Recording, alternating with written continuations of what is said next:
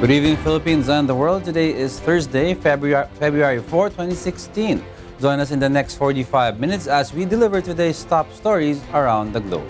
I'm Angelo Castro III. We are here to give you carefully gathered stories, assuring you of accurate, truthful, and balanced newscasts. I'm Gerry Alcantara. We are also seen in 1,360 satellite monitoring centers nationwide and via live streaming worldwide through www.untvweb.com. And this is Y News. Here are the headlines. The Department of Agriculture assures that poultry supplies in the market will not be affected by the Newcastle disease. The Commission on Elections opens its warehouse for viewing of interested parties. Department of Transportation and Communications Secretary June Abaya maintains to have done all efforts to resolve the glitches in the MRT. Malacanang is hopeful that pending bills of the Aquino administration will still be given priority by the new president.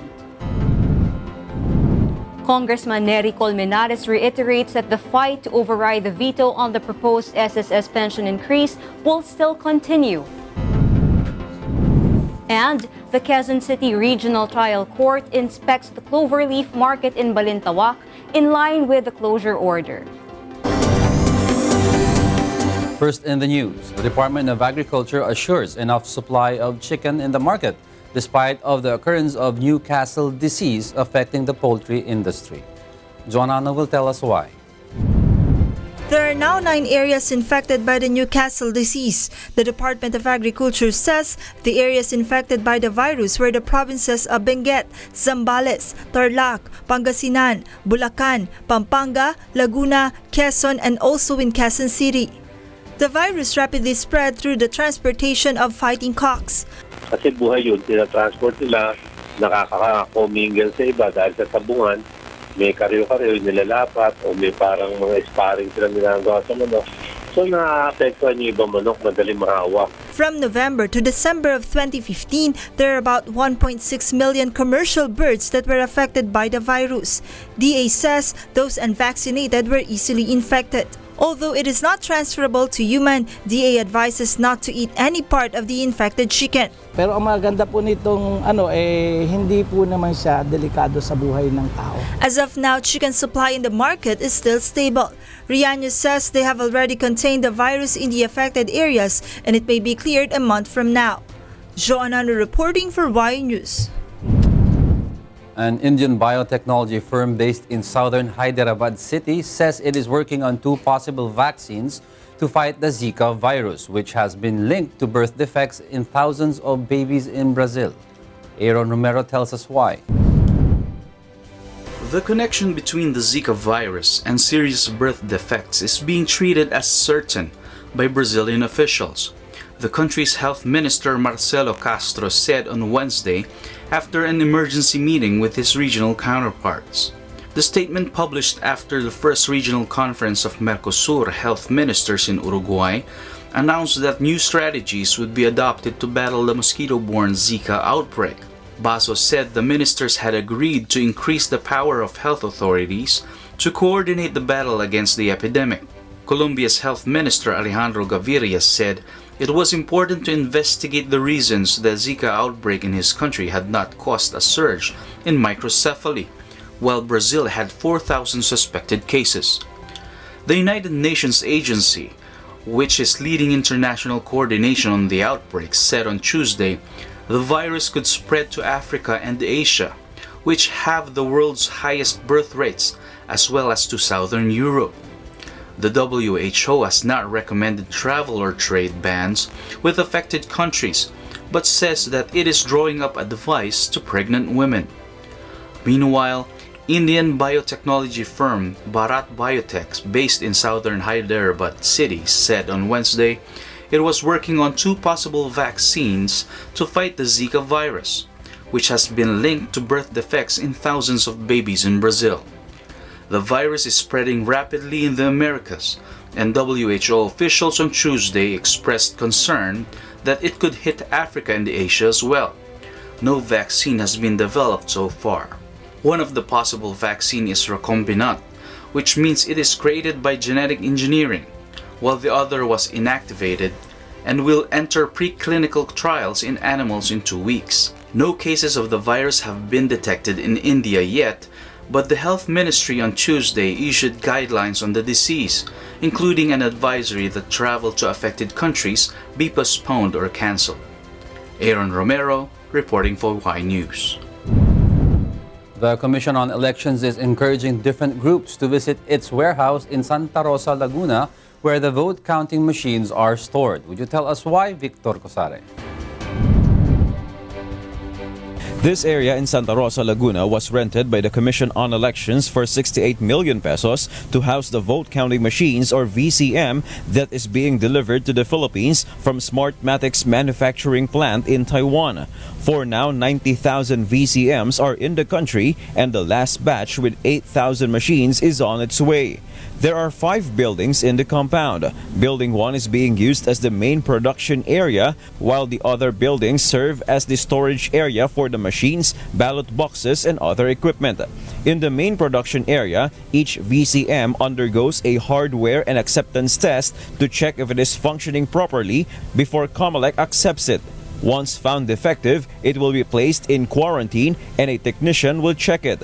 So far, 250 machines are now in the quarantine area. After the hardware and acceptance test, an accuracy test follows.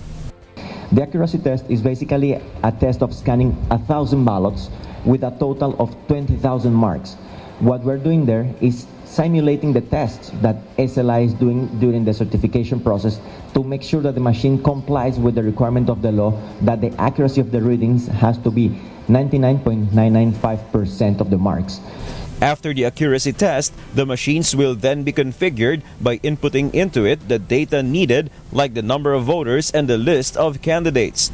After all of this is done, the machine will again be tested if it is working properly before it is delivered to the different areas in the country. Deployment of the machines is expected to start by March. More than 1,000 employees are working in the warehouse to prepare the machines for the elections. Security is tight and CCTVs are placed around the vicinity.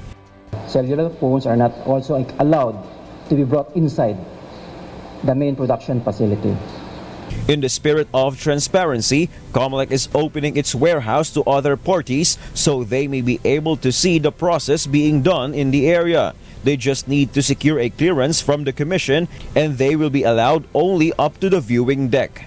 Victor Cosare reporting for Y News.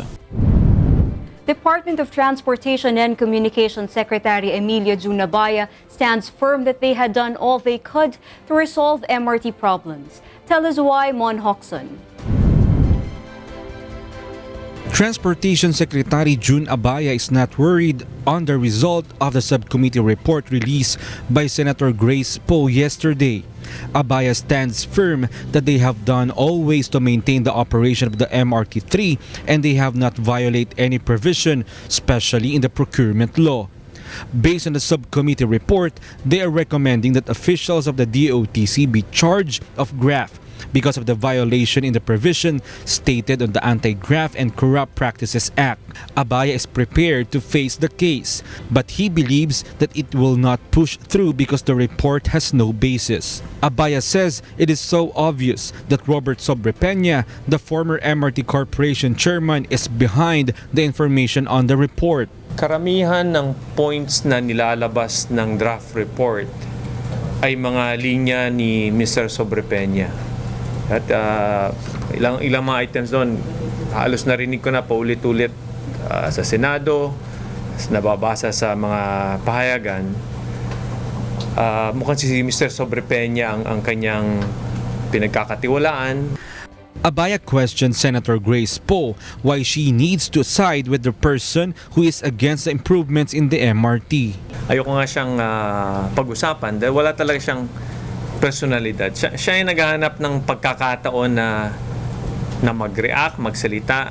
Kumaga panggulo lang siya eh. Parang imbis na makatutok tayo sa solusyon sa MRT3, ang dinadala naman niya is problema lang. And As of now, there is a new case filed in the court to prevent the purchase of the new 48 MRT coaches. There are now 2 new coaches, which is in the possession of the DOTC, and there are 2 more expected coming this February. Currently, the new coaches are undergoing dynamic testing in the MRT depot. It is run on the rails to test its durability. By next week, the new coaches will be tested on the MRT rails in EDSA. Mon Hokson reporting for Y News. Traffic is now building up in some areas of Quezon City and Manila. Reporting from España, Darlene Basingan will tell us why live. Good evening, Darlene. Yes, Gerry, the traffic flow on many parts of the metro is not that heavy as of this moment. But in some areas of Quezon City and Manila, expect a moderate to heavy flow of vehicles. If you're plying major roads in Quezon City, expect moderate flow of vehicles on many parts of Quezon Avenue and Commonwealth. On the stretch of Quezon Avenue northbound, expect light to moderate flow of vehicles from Mayor up to Cordillera. That becomes moderate in Banawe and Biak na Bato, while it slightly eases from Santo Domingo up to Dr. Garcia Sr. It becomes moderate again from Roosevelt Avenue all the way to Agham Road. However, expect a traffic buildup along Elliptical Road. On the opposite lane, there is still a traffic buildup on the Elliptical Road, but from Agham Road all the way to G. Araneta Avenue, expect a light flow of traffic.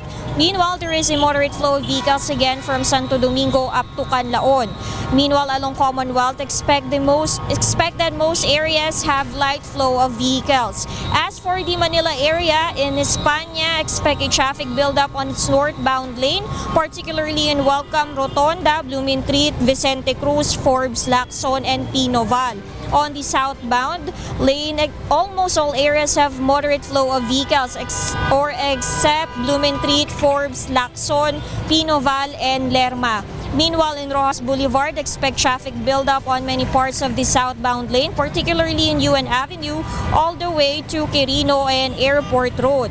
This is also true on the northbound lane of the Airport Road and Coastal Road. For those flying EDSA, there is a traffic buildup on many parts of both lanes as usual. And expect to encounter bumper-to-bumper traffic on the northbound lane, particularly in Arnaiz, Pasay Road, Ayala Avenue, and Buendia. And that's the latest traffic situation on the road. Back to you, Gerry. Thank you, Darlene Basingan, reporting live from España, Manila. In other news, the Sandigan Bayan cancels the pre-trial of Senator Bong Revilla's plunder case in relation to the Priority Development Assistance Fund or PDAF scam. Would you tell us why, Joyce Balancho? It has been 2 years since Senator Bong Revilla was charged with plunder here at the Sandigan Bayan over the PDAF scam. But until now, the court has yet to set the trial for his case. The pre-trial was cancelled because the court still needs to resolve the motion of the Revilla camp seeking to subpoena some of the documents needed for his defense coming from various government agencies. The senator is requesting a copy of Janetim Napoles for feature case records from the Manila Regional Trial Court, the travel records of PDAF witness Ben Hurluy, Commission on Audit Report, and the stenographic notes from the Senate.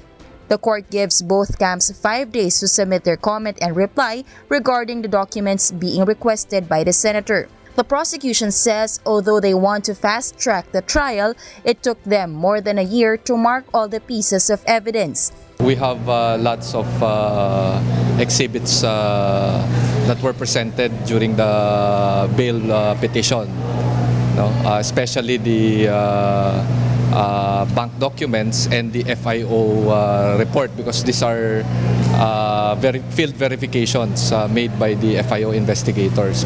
Attorney Toribio adds that the senator's camp is not in a hurry to set the pre-trial of the case. It is the accused who is in jail, so if there is anybody who should endeavor to fast-track the hearings of this case, it should be the defense. No, but I think it's the other way around. It's the prosecution who has been manifesting to the court that it wants the case to be fast-tracked and it wants the case to be set on trial. The senator's camp, on the other hand, says Revilla has other co-accused who are still doing the marking of evidence, thus the delay in the case. The marking of evidence has been extended to February 12, 19, and 26, while the pretrial is reset to March 7. Joyce Balancho reporting for Y News. A luxury car importer in Manila will face the Department of Justice for tax evasion charges. Monokson will tell us why. The Bureau of Internal Revenue is running after a luxury cars importer in Manila for over 400 million pesos in taxes. BIR Commissioner Kim Henares identifies the importer as Ronel Lampa de Guzman, the sole proprietor of Lucky Sea Trading in Intramuros, Manila. Investigation shows that de Guzman's importations amount to over 700 million pesos worth of branded cars from 2012 to 2013. BIR, however, says de Guzman failed to file any income tax return, prompting the Bureau to charge him for tax evasion and demand payment of 420 million pesos in taxes, including interest and surcharges. For you to be able to import 33.22 million or 669.4 million of merchandise, you should have capital. And for you to be able to have capital, you should have reported income. If you import in a mode that's like a business, then you should be registered and you should be filing taxes. 6 other tax evasion complaints were filed today by the BIR at the Department of Justice due to various violations of the country's tax code. BIR wants to collect a total of 150 million pesos in taxes from these cases. Mon Hokson reporting for Y News. Minority Leader Juan Ponce Enrile questions the statement of U.S. Ambassador to the Philippines in relation to the Mama Sapano operation. Nunez will tell us why. Senator Juan Ponce Enrile questions the statement of U.S. Ambassador to the Philippines, Philip Goldberg, that the details of the Mama Sapano operation should not all be revealed in a public hearing. What is sensitive about a police operation? I asked the great ambassador, the proconsul of America here. Senator Enrile says that this is a police operation which must be discussed, contrary to the statement of Goldberg that it contains sensitive information which must not be revealed to the public. Goldberg believes that while the details of the operation is being revealed, the adversaries of the government are listening. Enrile, on the other hand, questions Goldberg what the basis of the U.S. is to intervene in the operation. Kaya tinatanong ko kay Goldberg, ipaliwanag mo nga sa akin kung anong provision ng Visiting Forces Agreement ang batayan ninyo para isalin ninyo yung kapulisan dyan. Enrile also asks Goldberg why the USA felt the need to give $5 million reward money, aside from the reward money that was already allotted by the Philippine government. Dapat niya ipaliwanag kung bakit $5 million yung reward. Kung yun ay tunay na Philippine operation, bakit may $5 million na reward? Kayo, hindi nyo napansin, ang Pilipinas din naglagay ng reward. Bakit dalawa ang reward? Tanong ko kay Presidente Aquino, bakit dalawa yung reward? Isa in pesos, the other one in US dollars. Malacanang, on the other hand, explained that Marwan is a high-value target and is equally wanted in the United States, which answers why the United States also has a separate reward. Ann Nunez reporting for Y News.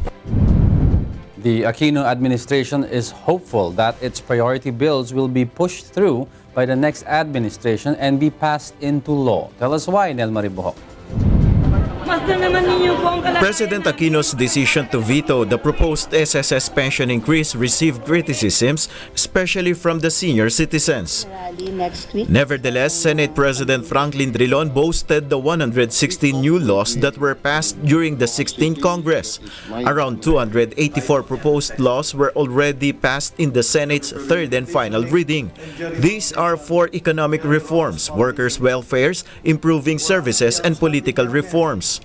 These include the Tax Incentives Management and Transparency Act, Philippine Competition Act, and some amendments.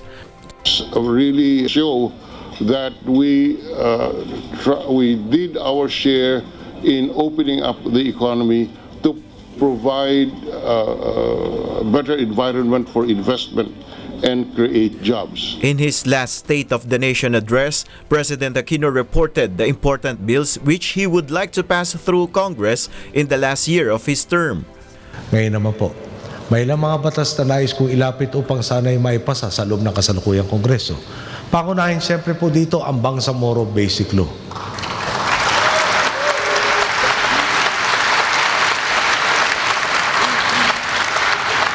Sa mga tutol sa batas na ito, palagay ko obligasyon din yung magmungkahi ng mas magandang solusyon. Some of these are the proposed Bangsamoro Basic Law, rationalization of fiscal incentives, and Unified Personnel Reform Bill. More than 20 priority bills of the Aquino administration are still pending in Congress, like the rationalization of fiscal incentives for the country's economic reform, the rationalization of the mining fiscal regime that will increase the share of the government from earnings of mining firms, the proposal to make the public-private partnership scheme of the Aquino administration permanent, and the anti-dynasty bill.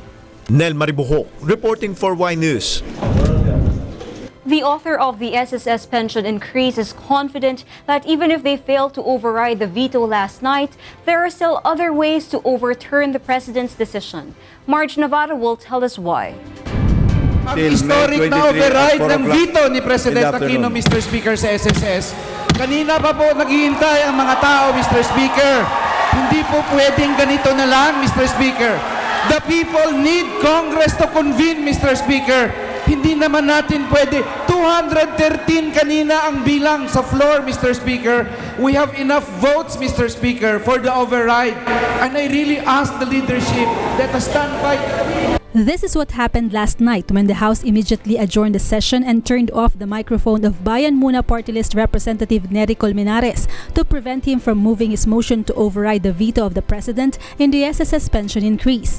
After this, the group of senior citizens went emotional in the plenary. Sana madagdagan naman yung hinihingi na dagdag daw ng pensyon. Kaya yun, baka sakali wala naman akong anak buhay. Ano lang, yung pabili namin ng But one of the administration congressmen says what the House Majority Leader did last night was right. Ang kailangan po is 192, 214, maliwanag na walang numero. Ang gagawin lang po natin, magsasayang tayo ng kuryente na makipagdebate na wala naman pong hahantungan. But according to Colmenares, discussing possible help for senior citizen is not a waste of time. He adds that the House leadership is afraid that they might lose the vote because Colmenares is confident that they have the numbers. During the interregnum, they were actually counting the votes. Tinatawagan nila yung mga miyembro nila and asking anong boto mo. After that, na-realize nila na wala silang boto. After what happened, Colmenares says he will not surrender yet. He emphasized that he will once again file his resolution to override when Congress resumes on May 23 at the time the election is finished. Ang advantage ng May 23, there is no way na i-adjourn nila ang session kasi walang presidente ang Pilipinas kung i-adjourn nila ang session. So there is no way they can avoid an override vote.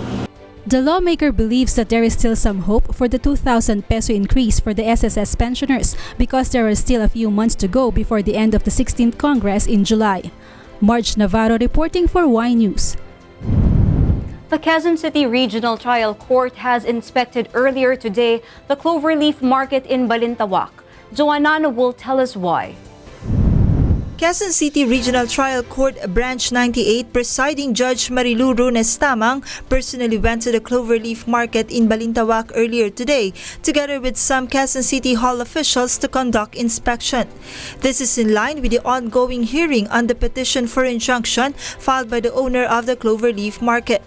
Judge Tamang inspected and examined the structural integrity and electricity lines in the whole facility of the market. Included in the inspection were the comfort rooms and the slaughter areas for chicken and hogs. The inspection team have found out that the creek inside the market is now cemented and used water only passes through a hole. According to the QC Market Administration, this is a clear violation of sanitation protocol in market operation.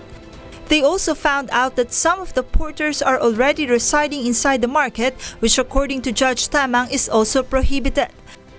The petition is expected to be submitted for resolution next week, and it is up to the court to decide if it is going to grant a temporary restraining order in the said market. In the event that the court will grant the TRO, implementation of the closure order will temporarily stop and the market will be given 20 days for them to submit all the requirements being asked by the City Hall. But in the event that the petition will be denied, the vendors have no choice but to vacate their places.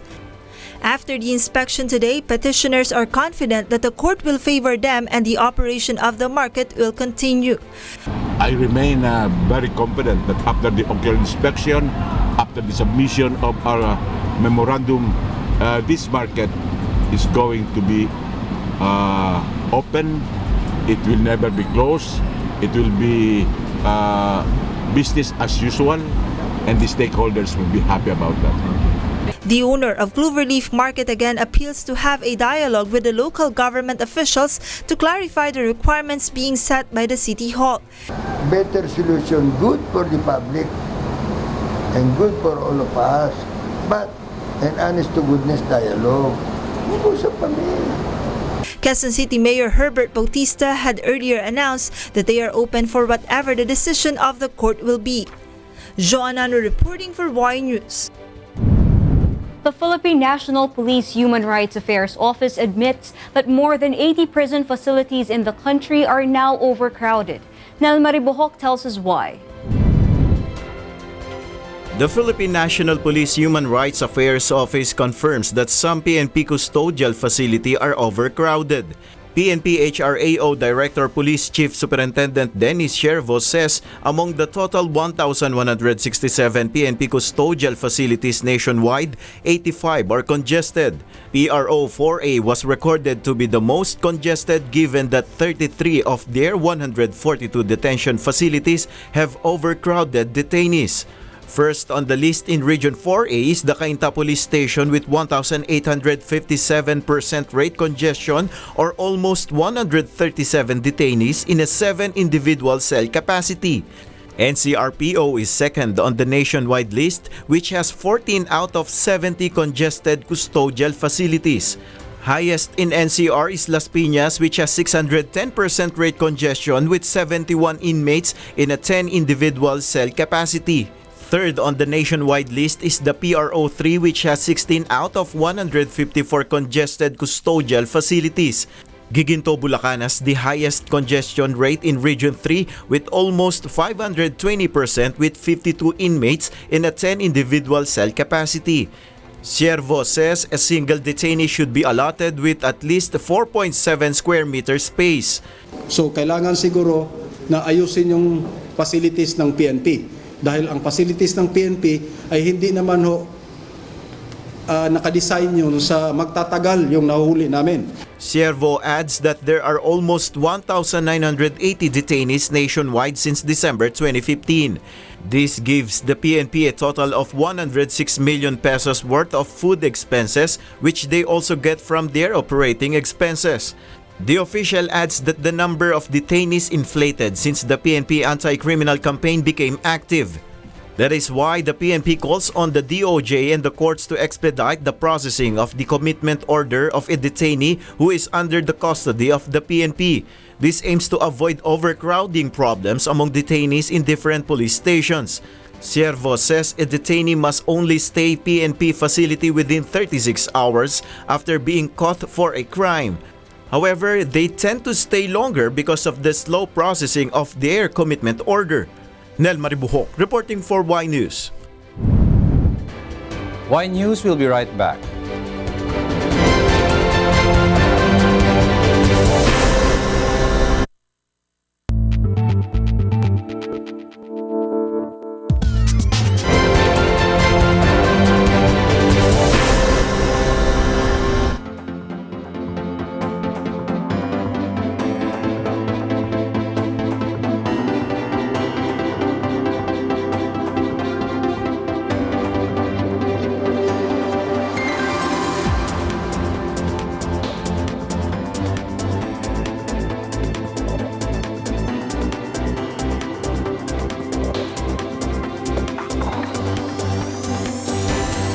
The Manila Police District Station 6 conducted earlier a simultaneous exercise on counter-terrorism. Darlene Basingan will tell us why. Terrorists attacked a public place in Manila and shot dead several civilians earlier this morning. Within minutes, the police arrived and were able to kill all the terrorists. Another several minutes passed. The medic and ambulance arrived to retrieve the dead bodies of the victims and suspects and to rush to the nearest hospital those wounded. All of these were part of the simultaneous exercise of the Manila Police District Police Station 6 with other police stations and agencies from the local government. The exercise serves as a police preparation in the event a terrorist attack happens. Police Station 6 Commander Police Superintendent Domingo also noted it would help assess the preparedness of the Manila Police. Doon sa nangyari sa Jakarta, Indonesia. So, eto na, tinitignan na namin kung what if kung mangyari katulad doon sa Jakarta, Indonesia, kaya ba namin mag-respond? Alam ba namin ang gagawin namin? Alam ba namin ang mga protocol na dapat gawin? Domingo also noticed that the heavy traffic and bystanders were among those that hindered the fast response of the police and rescue teams. He noted that there will be a critique of the exercise to determine what protocols and areas of police response to improve. The police officer also emphasized that there is no terror threat in Manila, but that the police still have to be prepared for such occurrences. The simultaneous exercise held earlier was already the fifth, and the Manila Police has scheduled other similar exercises in other crowded areas in the city. Darlene Basingan reporting for Y News. The AFP Museum and Historical Foundation Incorporated appeals to the Armed Forces of the Philippines leadership for a binding agreement on their electric bill. Joyce Balancho tell us why. The Armed Forces of the Philippines had been shouldering the electric bill of the AFP Museum and Historical Foundation Incorporated since it was established in 1994. However, starting November 2013, the museum had to shoulder its electric bills. But since then, the museum was not able to settle its electric bill obligations. The museum administration said they don't have enough funds to cover the bill due to low booking tourists in the museum. Now, the museum sees the need to lessen their consumption more through saving energy, to look for contributions from private groups and individuals, and to promote the museum for higher booking tours. These measures are what the museum sees as ways to cover its arrears, which amount to more than 1.3 million pesos. The museum administrative officer hopes that the AFP leadership will still assist them with these obligations. They are appealing to the AFP Chief of Staff for a binding agreement on their monthly electric consumption. Yun din ang wino-work out namin na magkaroon kami ng formal na kasunduan sa AFP para maisaayos. The AFP Public Affairs Office has stated its willingness to discuss the problem with the AFP Museum Administration. It is also willing to give the museum the leeway to pay for the electric bill through installment basis. Kung hindi naman kayang bayaran, kaya nag-pile up siguro yan siya. That is why we have to really sit down and talk with them para naman matulungan sila kung paano isolve yung problema. Joyce Balancho reporting for Y News. AFP East Mindanao Command denies alleged violations of human rights cases filed against them. Joy Domingo will tell us why. The Armed Forces of the Philippines East Mindanao Command denies reported human rights violations against members of the alleged front organizations of the New People's Army. The Karapatan SMR reported through text to the media that there were two separate incidents: the alleged killing of Teresita Nabasilia and the beating up of Alex Hosol, both in Barangay Kingking, Pantukan, Compostela Valley. Based on the special written reports and police blotter record, it actually belies the allegations of Karapatan SMR that the 46th Infantry Battalion is responsible in committing alleged human rights violations. 10th Infantry Division Assistant Commander Casiano Monilia says they had nothing to do with the two separate incidents. As to the alleged beating of a certain Alex Hosol, police records say that he got his head injury in a motorcycle accident for overspeeding. Monilla adds the military forces continue to discipline its ranks to maintain standards of discipline for their members, to uphold discipline and integrity among their ranks, and remove scalawags and violators from service. This has been our thrust ever since and our aim to pursue a world-class army that is a source of national pride by 2028. According to Monilla, this black propaganda only aims to destroy the image of the military, to convince civilians to join the rebel ranks, since the forces of the latter are already weakening. Yan naman talaga ang intention nila is to destroy the image, yung paniniwala ng tao, especially those that are not in the area. From Davao City, Joey Domingo reporting for Y News.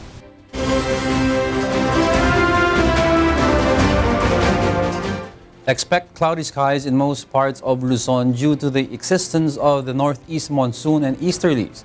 The Philippine Atmospheric Geophysical Astronomical Services Administration says light to moderate rains will prevail over Bicol, Isabela, Nueva Vizcaya, Quirino, Aurora, Quezon, and Rizal. Metro Manila, Ilocos Region, and the rest of Cagayan Valley and of Central Luzon will experience light rains, while the rest of the country will experience isolated rain showers and thunderstorms. Expect high waves in the seaboards of extreme northern Luzon. Small fishing vessels and sea crafts are advised not to venture in those areas.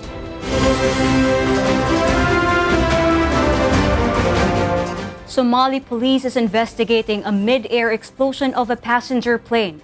Meanwhile, South Korea calls on the United Nations to issue sanctions against North Korea. Ann Nunez will tell us why.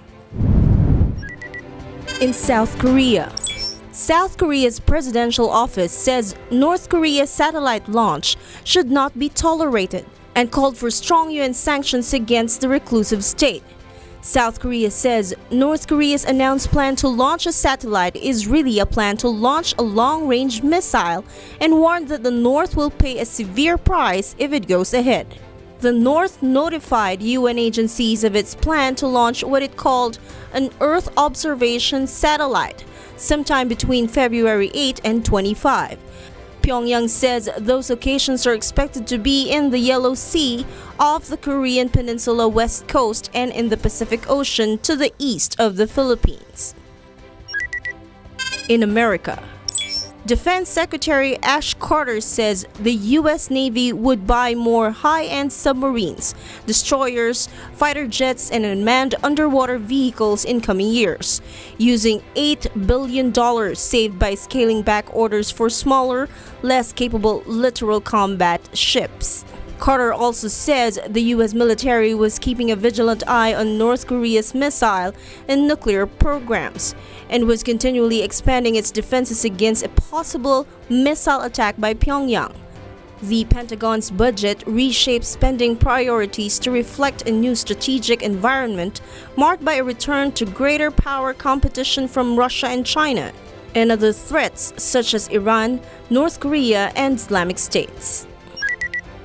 And in Somalia, Somali officials are investigating the cause of a mid-air explosion on a passenger plane outside Mogadishu that occurred on Tuesday.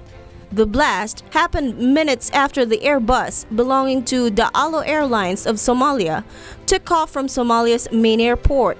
One passenger was reportedly sucked from the aircraft and fell to death. Some reports claim it was a bomb, but authorities say they found no evidence of criminal activity and investigations are still underway.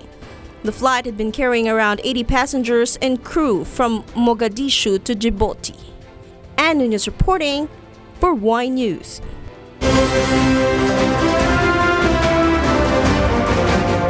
New Australian Open champion Angelique Kerber says she received congratulations from Steffi Graf and Boris Becker after beating Serena Williams in Melbourne.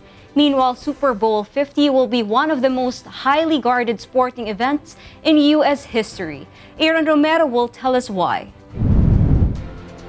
Security services pile resources into preventing any repeat of the deadly attacks in Paris and San Bernardino.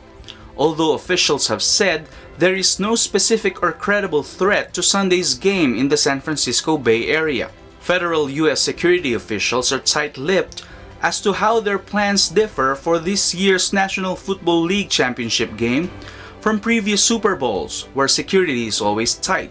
The game is expected to attract more than 100 million viewers in the United States and millions more around the world. Meanwhile, Australian Open winner Angelique Kerber said she had received congratulations from German greats Steffi Graf and Boris Becker after becoming the country's first Grand Slam winner since 1999. Graf, who won the French Open that year, sent Kerber congratulations after her semi-final victory over Briton Johanna Konta, and again after she defeated Serena Williams in Saturday's final in Melbourne. She said she was happy her victory had sparked a new interest in the sport in Germany. Kerber will be representing Germany in the Fed Cup first round match against Switzerland in Leipzig at the weekend. Aaron Romero reporting for Y News.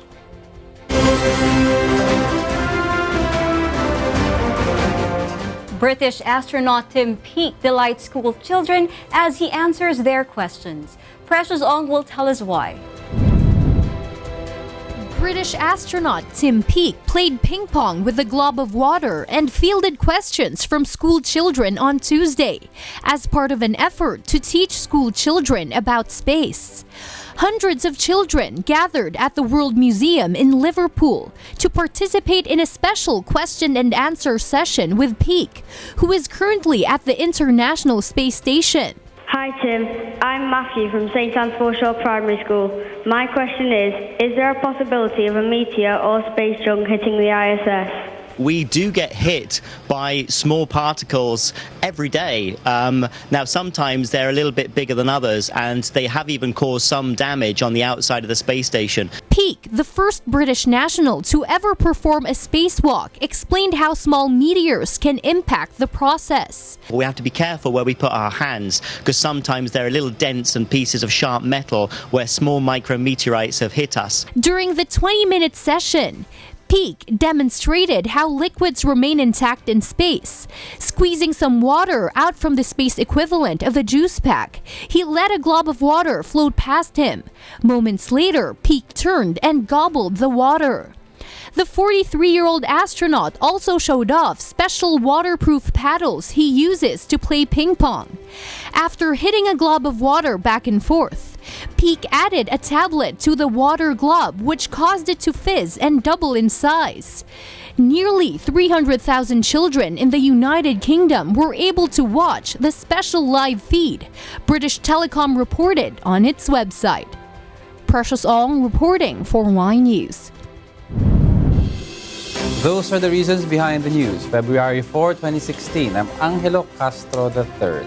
Reasons we deliver to you as they unfold. I'm Gerry Alcantara. Because we need to know. We will always ask why. Thank you for watching Y News.